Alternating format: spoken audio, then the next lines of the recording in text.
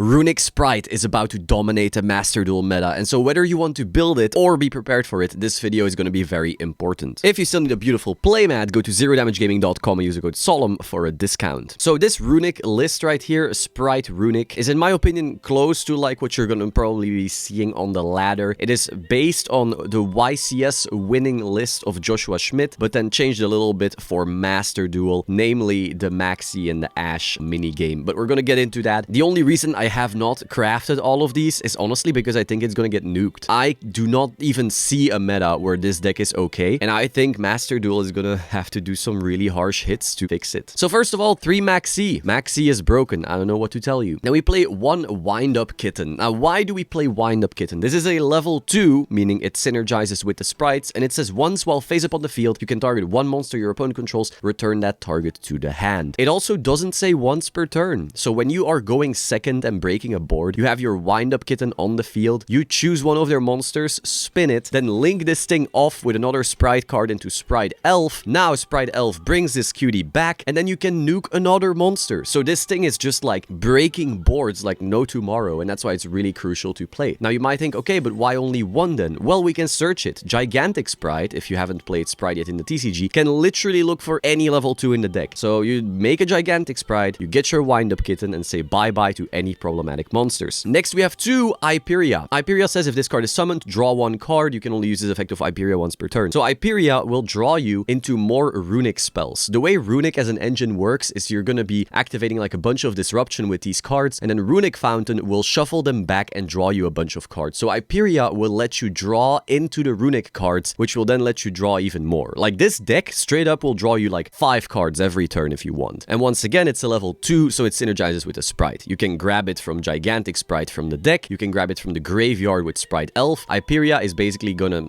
be a pot of greed in this deck. Next, we have Capshell. Capshell is basically like Hyperia's worst brother, but because Hyperia is a once per turn, sometimes you're gonna be a little bit feisty. You're gonna be like, okay, I'll use an Hyperia for a draw, then I'll use a Capshell for a draw, because this guy says, if this card is used as material for a fusion, synchro, or link summon, draw a card. If this card is detached from an Xyz to activate that monster's effect, you can draw a card. So once again, if you're turning this for an Xyz and you use the effect, draw. If you use this for a link, draw. Once again, it's a level 2, so you have like easy access to it. Now for the sprites, if you checked out the Sprite crafting guide, you already know these ratios. We're playing triple Sprite Blue. This is the strongest Sprite because it can get you any other Sprite from the deck. It also special summons itself if you have a level 2 or a rank 2 on the field, which will be virtually always because the Runick cards generate level 2s. If you've played Sprite but not Runick, you might be thinking, where's my Nimble Beaver? Where's my Deep Sea Diva? But you don't need that because all of these Runick cards make a Hugin, and Hugin is level 2. So that's why these 2 engines really work together so well. So yeah, a triple Sprite Blue searches any of the other sprites. Then triple Sprite Jet. This is usually what you're going to be searching of the Sprite Blue because this can then search a spell or trap. Well,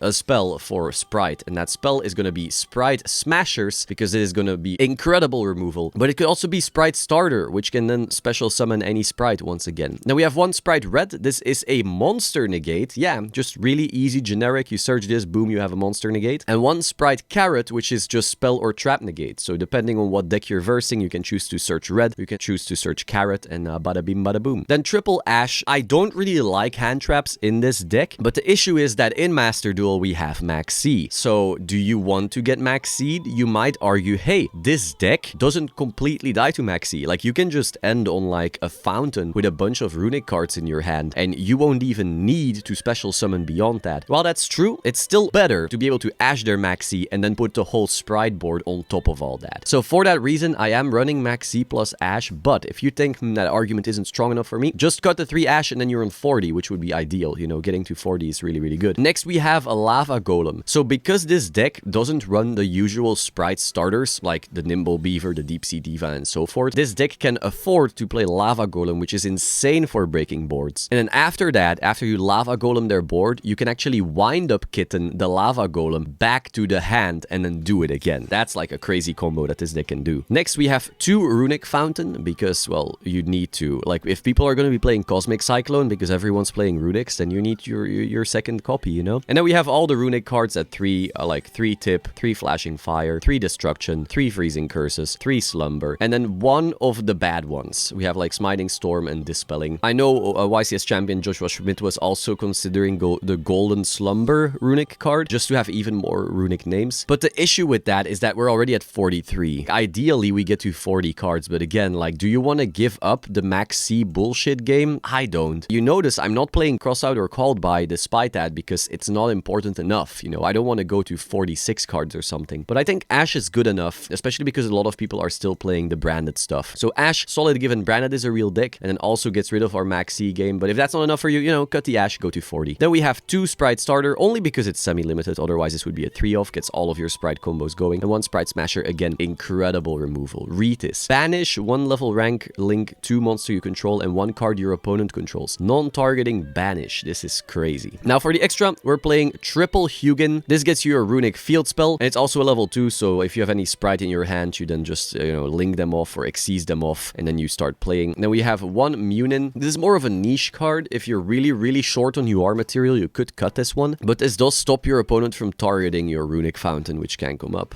Then we have 1 Gary. Do note that this is level 4, so you cannot do, you know, Spright combos with it, but it's still a pretty important card. Then we have 1 Gin Buster. This is once again removal, because note that Runick cards do not actually give you a battle phase. This is like a very slow controlling type deck, and so if you want to have removal, it's really Wind Up Kitten, Lava Golem, and our boy Jin, except for the Runick cards, of course. Then Onibimaru, once again a way to remove stuff. Then 2 Gigantic Spright. Again, this is a bit of a slower deck, so you will be going through your 2. 1 IP, this is usually on your end board. 1 Dark, this is really good in the mirror. Again, I expect this deck to be the best deck in Master Duel. And if you can like make a Dark, maybe with a Gary or with some other card, maybe with a Cap Shell, you never know. You make a Dark, and then you grab your opponent's blue or jet to get into your Spright combos. That is crazy. Then 2 Spright Elf. I know some people want to play 3 because they feel like this is a slow deck, though Joshua was saying how if this deck reaches turn 3, you've won already because of all the plussing anyway. And I tend to agree with that, so 2 Spright Elf for that reason. 1 Unicorn, this is basically to summon off your IP. Then 1 Avermax, this is also to summon with the IP. Now the only argument against Avermax in this deck right now is that we don't have tier yet. And at the time when putting Avermax into this deck, it was mostly a way to fuck with tier, because tier didn't have an easy way to out. So now we're gonna have to see, like, if there's still a bunch of branded which has Mirror Jade and stuff, is Avermax still gonna be worth it? I don't know, that'll require some testing, but overall I think this list is definitely close to the best deck in Master Duel right now. Of course I'm gonna be experimenting. I'm super excited to see, like, hey, maybe Thunder Dragon Colossus is super crazy, maybe Chaos Ruler with the Sprites is super crazy. I'm gonna try out a bunch of different decks. I'll of course make a bunch of deck profiles for this channel, so be sure to subscribe. And yeah, that's basically it. Again, if you still want a beautiful playmat, go to zerodamagegaming.com and use the code Solemn for a discount. I love this beautiful thing. Be sure to like, comment, subscribe, and I will see you soon. Ciao.